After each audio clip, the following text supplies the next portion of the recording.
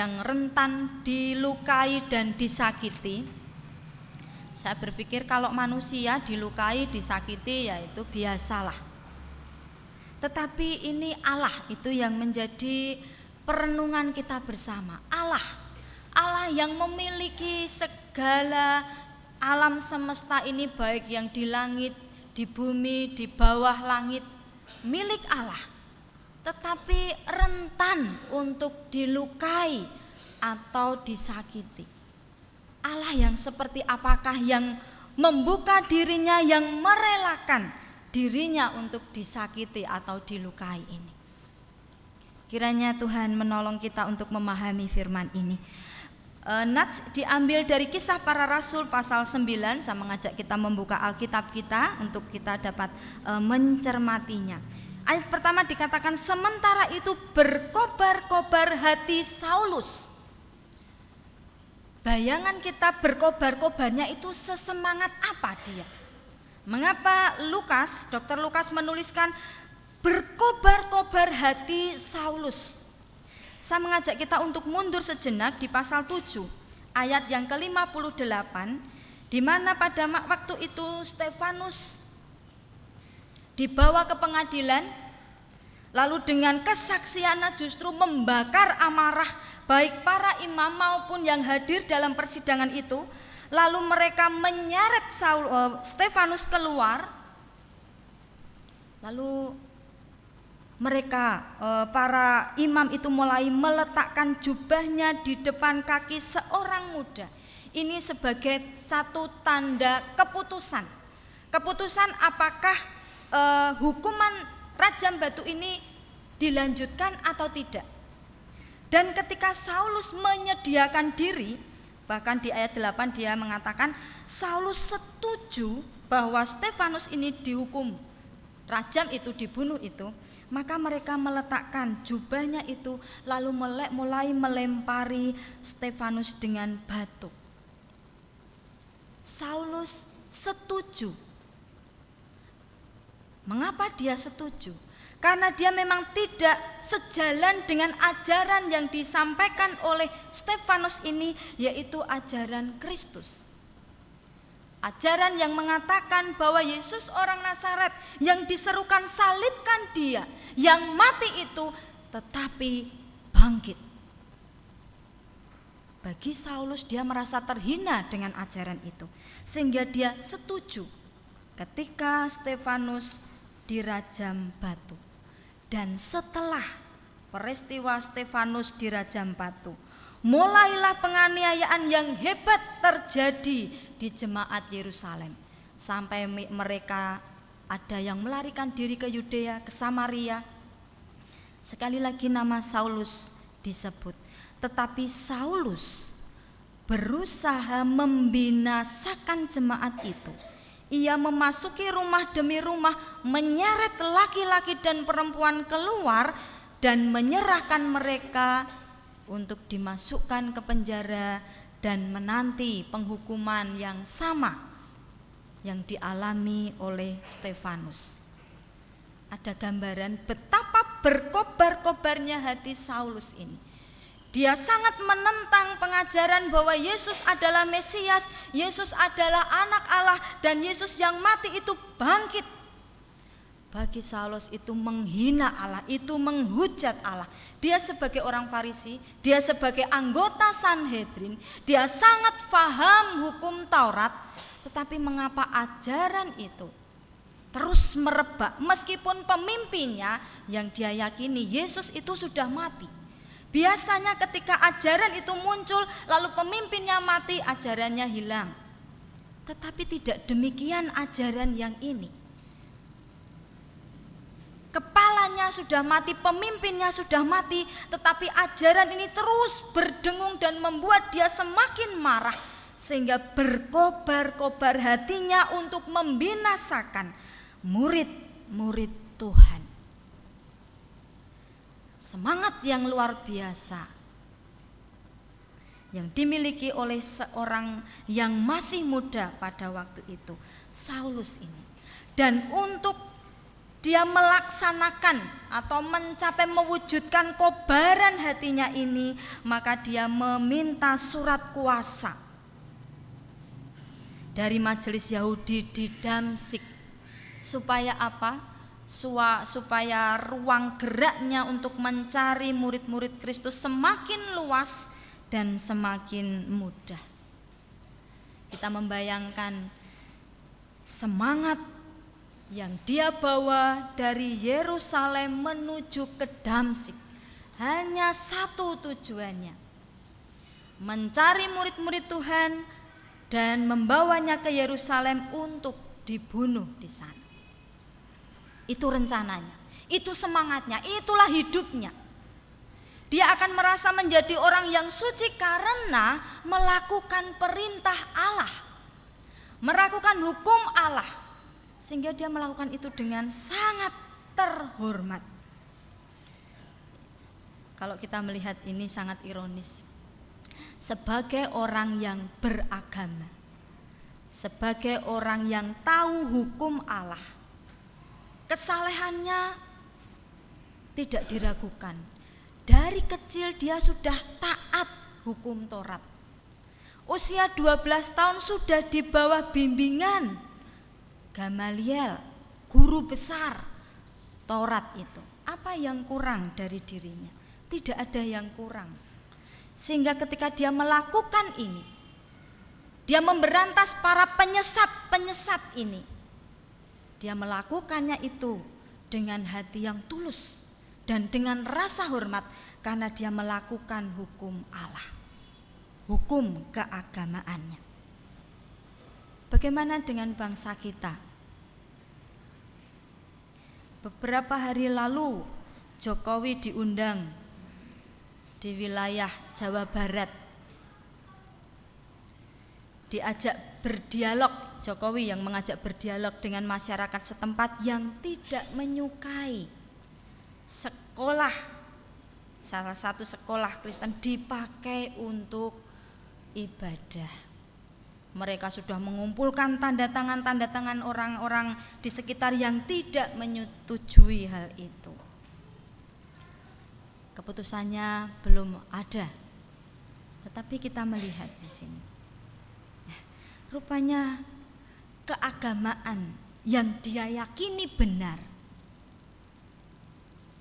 bahkan dia mau melakukan untuk menyakiti orang lain dan dia tidak merasa bersalah. Lalu Allah yang seperti apa yang dia yakini itu sehingga menyuruhnya untuk membunuh, menyakiti orang lain? Tetapi Allah itu yang diyakini, yang disembah, yang kepadanya Saulus menyerahkan diri, menyerahkan hidupnya. Itu hidupnya, itu rencananya. Tetapi dalam perjalanan ke Damsyik, ketika ia sudah dekat kota itu, tiba-tiba di luar rencana Saulus, di luar rombongan ia bersama dengan beberapa imam yang menyertai dia, tiba-tiba cahaya memancar dari langit. Kisah pasal 26, cahaya itu lebih terang dari cahaya sinar matahari, sangat menyilaukan, sehingga dia tidak tahan untuk bisa melihat cahaya itu. Dan ketika cahaya itu memancar, dia rebah ke tanah, lalu dia mendengar satu suara dari langit. Tradisi rabbinik, ketika orang mendengar suara dari langit, mereka memahami itu adalah suara Tuhan, itu adalah suara Allah, begitu ya. Ini yang didengar Saulus. Saulus, Saulus, mengapa engkau menganiaya aku? Reaksi Saulus pertama adalah namanya disebut 2 kali. Ini menunjukkan kalimat selanjutnya harus diberi perhatian, sangat penting ini. Saulus, Saulus. Apa kalimat selanjutnya? Mengapa engkau menganiaya aku? Dalam benak Saulus, suara itu adalah Tuhan. Sementara dia adalah orang yang taat kepada Tuhan. Bagaimana mungkin suara itu mengatakan, "Mengapa engkau menganiaya aku?" Siapa ini? Saulus dibingungkan dengan suara yang terdengar ini. Siapa? Kalau Tuhan, lalu Tuhan yang mana? Sementara dia menyerahkan seluruh hidupnya untuk Allah ini. Tetapi kemudian yang didengar, "Mengapa engkau menganiaya aku?" Dalam kegelisahan dan banyak pertanyaan dalam hatinya, Saulus pun kembali bertanya, "Siapa engkau Tuhan? Tuhan yang mana ini?" Kalau Tuhan yang aku sembah, Tuhan yang aku kenal dalam kitab Taurat, itu adalah Allah pencipta. Tetapi ini Allah yang mana yang aku aniaya? Sangat tidak mungkin. Karena Allah itu sangat aku kasihi. Bahkan aku tunduk kepada Allah itu. Sekali lagi, mengapa? Mengapa pertanyaan itu muncul? Bahkan satu tuduhan, "Engkau menganiaya aku." Lalu jawabnya dari suara itu, "Akulah Yesus yang kau aniaya itu." Bapak Ibu yang dikasihi oleh Tuhan, satu ayat ini, kalau kita membacanya begini, kita tidak akan bisa merasakan apa yang membuat kemudian Saulus berubah menjadi Paulus.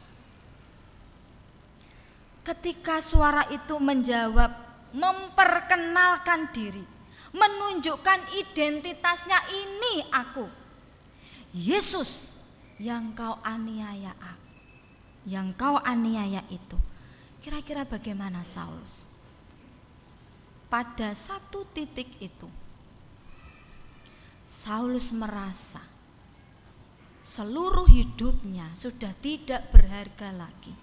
Segala kebanggaannya, ilmu tentang Tauratnya, ilmu kebanggaan keagamaannya runtuh seketika ketika dia mendengar yang bersuara adalah Yesus. Bagi dia, Yesus sudah mati. Dan omongan murid-muridnya tentang Yesus yang bangkit, Yesus anak Allah, omong kosong. Tetapi sekarang dia sendiri berhadapan dengan sosok itu yang diawali dengan suara Allah. Tetapi ternyata Allah itu adalah Yesus. Bagaimana dia bisa hidup di hadapan Allah seperti ini? Dia tahu orang yang memberontak Allah hukumannya mati dan tidak akan berhadapan dengan Allah. Murka Allah itulah yang dihadapi. Sehingga dia begitu takut dan tidak berharga di hadapan Allah.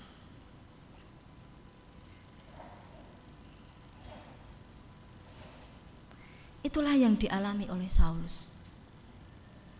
Dia tidak dapat berbuat apa-apa ketika berhadapan dengan Yesus yang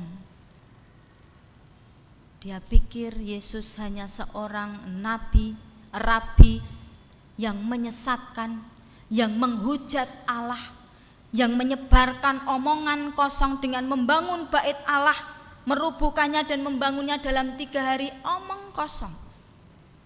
Tetapi sekarang dia berhadapan dengan Dia.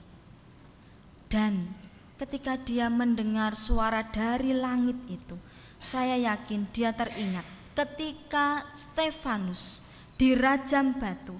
Stefanus mengadah ke langit dan melihat Tuhan di sana. Lalu ketika Stefanus meneriakkan, "Tuhan, terimalah rohku." Di langit yang sama Saulus mendengar suara itu. Yesus yang dia kira penyesat, penghujat Allah itu, ternyata dia adalah Allah. Betapa berdosanya dia.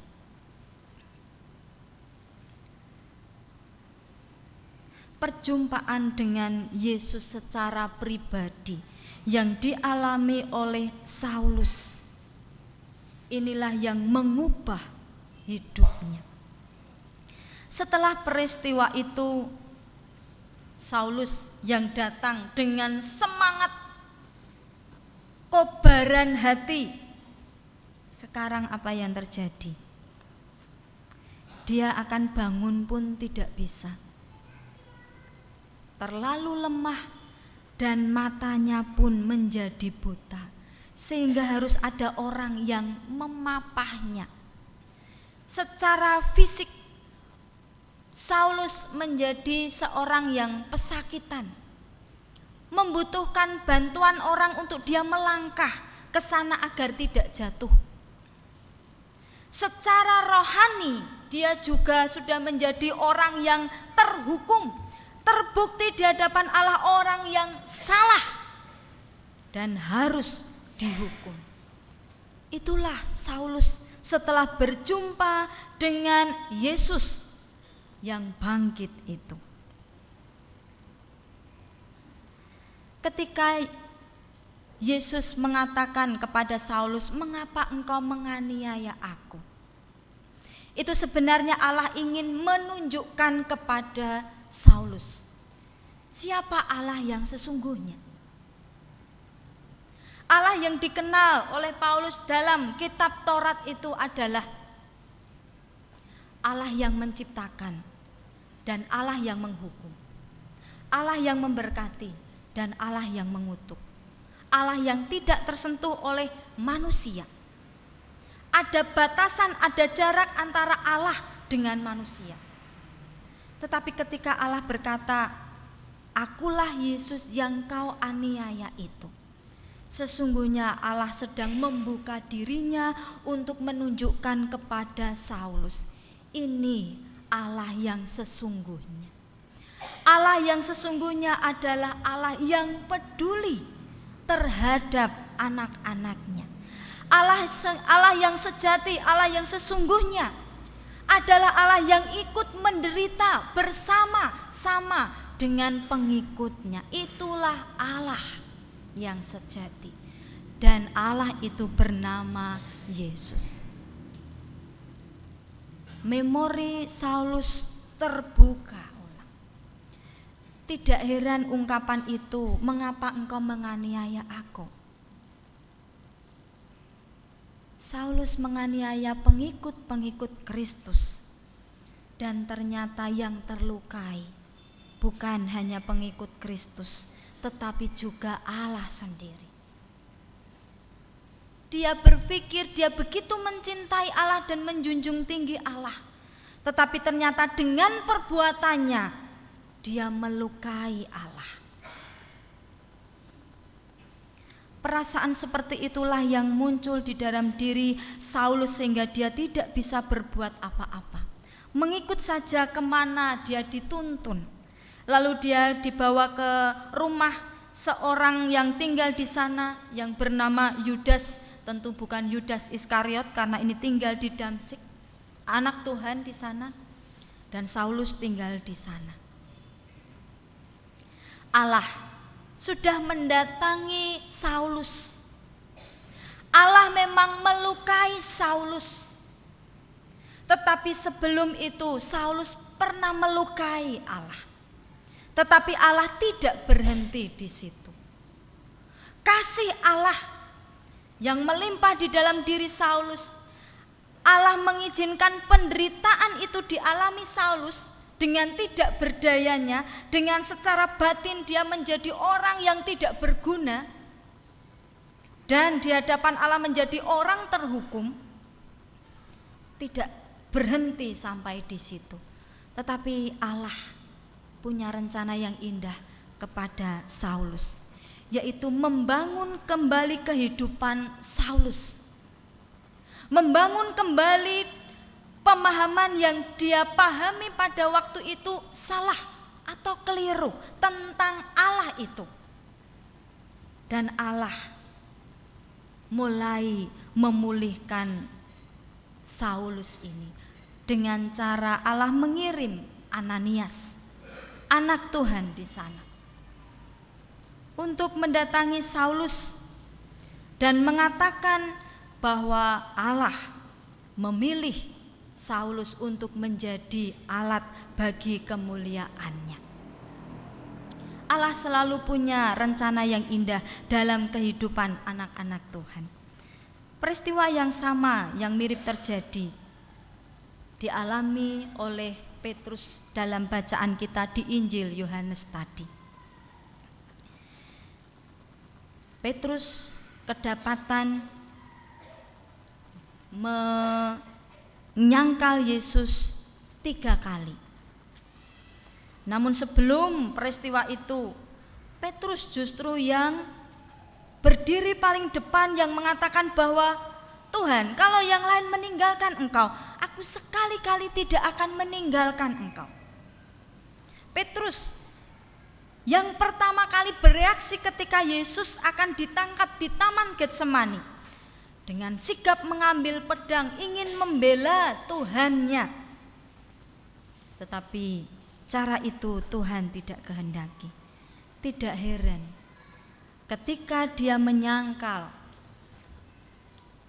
dan mengatakan, aku tidak kenal orang itu, aku tidak berurusan dengan orang itu. Bahkan Markus mencatat sampai bersumpah Petrus tidak mengenal Yesus.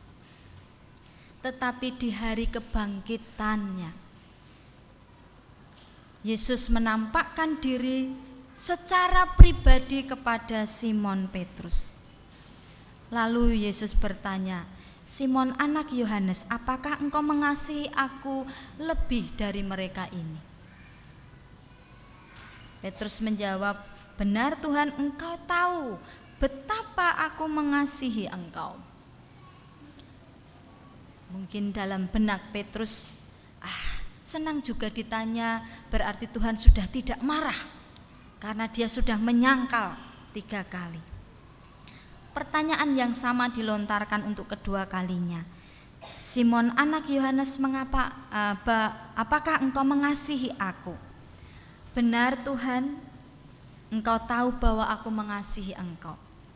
Mulai mungkin hatinya mulai kembali teringat, tertuduh, rasa bersalah, dan itu tidak nyaman.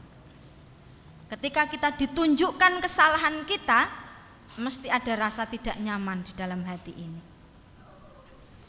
Petrus masih sanggup menjawab itu. Dan pertanyaan untuk yang ketiga kalinya, Simon anak Yohanes, apakah engkau mengasihi aku? Kita perhatikan kata ini, maka sedihlah hati Petrus karena pertanyaan Yesus untuk ketiga kalinya. Saya yakin Petrus hatinya remuk. Mungkin dia berpikir, Tuhan tidak percaya lagi aku. Pertanyaan yang sama diajukan kepada dirinya, dan pertanyaan tentang mengasihi. Sepertinya Tuhan ingin bukti dari Simon Petrus ini. Tidak hanya ngomong tok besar, aku mengasihi Tuhan, tetapi sesama temannya sendiri menyakiti.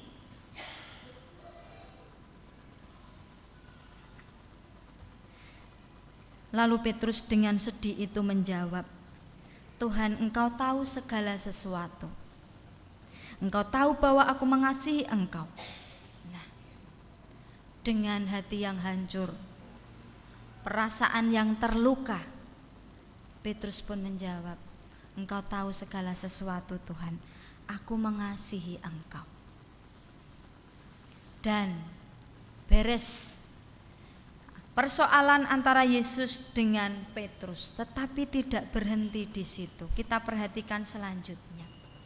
Tuhan memberitahukan ada satu tugas yang berat yang harus Petrus selesaikan. Tugas mulia dari Allah yang tugas itu menuntut dia harus menyalibkan dirinya, menyalibkan kehendaknya. Pada saatnya Petrus tidak bisa lagi, aku mau pergi ke sana, aku mau menginjil ke sana, karena dia menjadi orang tawanan karena Injil. Petrus akhirnya mati disalib dengan salib terbalik. Dan dia melakukan itu dengan sukacita, karena dia sudah tahu bahwa dia akan mengalami itu. Yesus sudah memberitahukan hal itu kepada dia. Demikian juga dengan Saulus. Sudah cukup penderitaan yang Tuhan berikan kepada Saulus, penderitaan yang dengan tujuan untuk menyadarkan dia, membangunkan dia kembali menjadi orang yang baru di dalam Tuhan. Sudah cukup penderitaan itu. 3 hari Saulus mengalami buta. 3 hari 3 malam Saulus tidak makan dan tidak minum. 3 hari Saulus terus berdoa. Kira-kira apa yang dia doakan? Penyesalan apa yang sudah dia lakukan selama ini. Dan dia menerima Yesus sebagai juru selamat dan Tuhan di dalam hidupnya. Saulus berubah nama menjadi Paulus, orang yang dipakai oleh Tuhan dengan luar biasa. Bahkan di dalam perjalanan hidupnya setelah peristiwa ini, lebih banyak penderitaan yang dia alami. Tetapi Paulus menerima penderitaan-penderitaan itu bukan sesuatu yang menggagalkan dia dalam melayani Allahnya yang sudah dia kenal dengan sungguh ini. Dia tahu ketika dia mengalami penderitaan karena Injil, Allahnya sudah terlukai terlebih dahulu. Ketika dia dianiaya, Allahnya sudah menyediakan diri untuk dianiaya terlebih dahulu. Itu kekuatan bagi Saulus. Sehingga tidak heran ketika dia mengatakan bahwa penderitaan ini tidak sebanding dengan apa yang akan kita dapatkan kelak. Karena Paulus mengalami hal ini. Dia tahu bahwa penderitaannya ini pun sudah terlebih dahulu dialami oleh Allahnya. Bagaimana kita menghadapi penderitaan di dalam kehidupan kita ini? Apakah ketika penderitaan itu muncul, kita menyalahkan Allah? Kita mempertanyakan mengapa harus terjadi? Padahal aku sudah menjadi orang yang taat. Padahal aku sudah melakukan perintah Allah. Mengapa Tuhan harus terjadi? Mungkin kita harus belajar seperti Saulus yang begitu memahami penderitaan yang dia alami ini. Sesungguhnya Allah sudah lebih dulu merasakan penderitaan itu jauh lebih dalam dari yang kita miliki. Sebagai penutup, Saulus kemudian menjadi murid Kristus, bahkan menjadi rasul Kristus. Namun kita belajar dari perjalanan pertobatannya.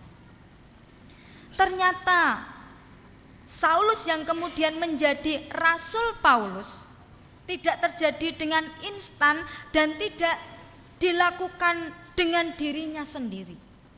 Ada orang-orang yang membantunya. Ini penting sekali.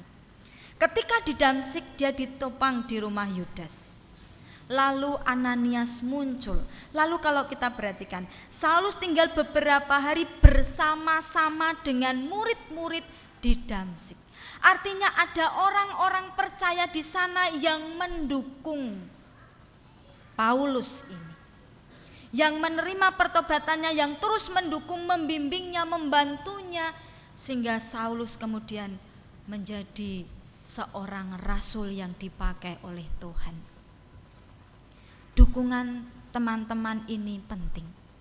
Kalau kita menghadapi seorang rekan kita yang mungkin baru mengalami pertobatan dari kejahatan mereka lalu masuk dalam bagian komunitas kita, mari kita membantu dia. Mari kita bersikap seperti murid-murid yang ada di Damsyik ini. Mereka menerima Paulus, mereka menerima Saulus, mereka mendukungnya, mereka mendoakannya, mereka bersama-sama belajar firman Tuhan, menerimanya. Nah, sehingga Saulus bertumbuh. Kalau ada orang yang hadir di tengah-tengah kita, di komunitas kita ini, mari kita mendukungnya, Mari kita membantunya, mari kita mengarahkannya, sehingga mereka pun dapat bertumbuh dengan baik. Tuhan memakai kita. Bapak Ibu yang dikasihi oleh Tuhan, Allah yang rentan untuk dilukai dan disakiti, inilah sesungguhnya hakikat Allah kita, yaitu kasih. Karena kasih Allah yang begitu besar kepada manusia, kepada kita orang berdosa ini, sehingga Dia merelakan dirinya untuk dilukai dan disakiti. Kalau kita berjumpa dengan keadaan dilukai atau disakiti, baik dalam rumah tangga, pekerjaan, pelayanan kita ingat Yesus, Allah kita, sudah merelakan dirinya untuk dilukai dan disakiti. Masa kita sebagai murid-muridnya, kita melepaskan tanggung jawab kita hanya karena kita tidak mau dilukai atau disakiti? Pengorbanan Yesus lebih besar dari apa yang kita alami sekarang ini. Amin.